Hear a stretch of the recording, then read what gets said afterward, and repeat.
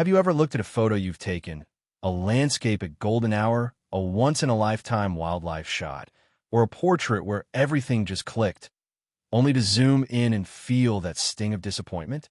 The details aren't as crisp as you remember. The textures you saw with your eyes didn't quite make it to the screen. And as much as your camera promised high resolution on paper, in practice, it fell short. If you've been in that boat, you're not alone. In fact, it's one of the oldest frustrations in photography, the constant tug-of-war between megapixel numbers and real-world image quality. But what if I told you there's a camera now that's changing the rules of that game entirely? Today, I want to tell you a story. A story about a camera that isn't just another spec sheet warrior, but a genuine leap forward. A monster of a machine that's making waves for one headline reason: 80 megapixels on an APS-C sensor. Yes, you heard that right. This is the Fuji X-H3, and it might just be the most powerful APS-C mirrorless camera ever made. But beyond the numbers, it's about what those pixels actually mean when you're out in the real world with a camera slung around your neck, chasing that perfect shot. Let's set the scene.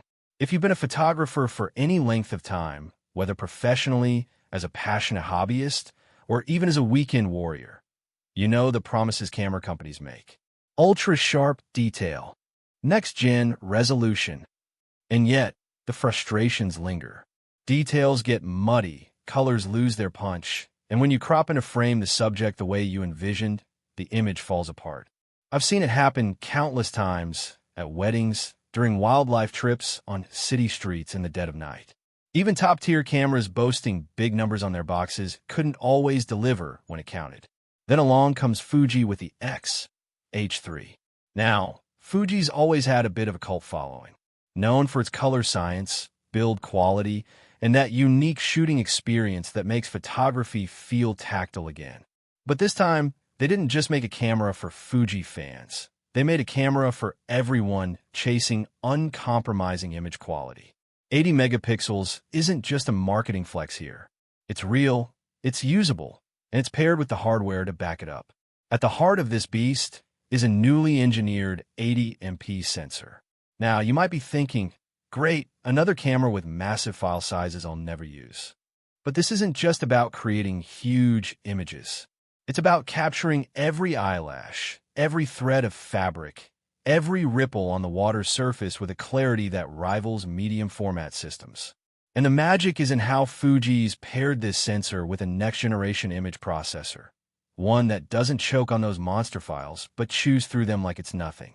Then there's the autofocus. You know how some high-res cameras turn sluggish when it comes to locking onto a fast-moving subject? Not here.